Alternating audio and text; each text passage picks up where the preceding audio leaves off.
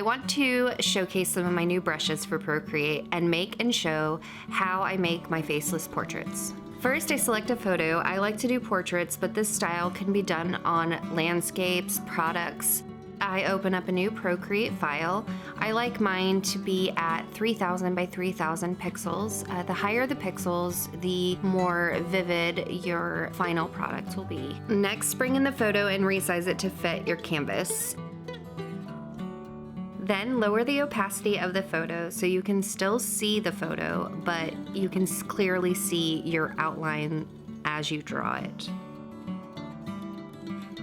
Then you'll want to pick a brush. I like to use my monoline brush.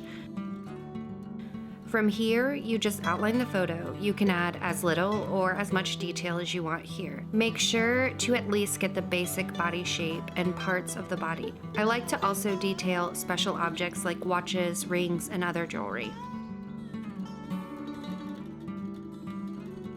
Once you are ready to add the color, you will want to duplicate the outline layer. This new layer is where you will add the color. I normally raise the opacity of this color to get a more natural color rather than a muted color. Next, select the color from the original photo by using the color picker. Then you just drag and drop the color from the top right corner.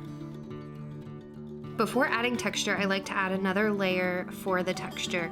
This layer will be in between the color layer and the outline layer.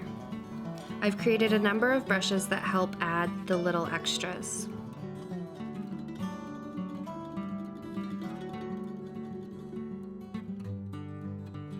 Once you're done with the outline and the coloring and the texturing, you'll want to add another layer under all of that.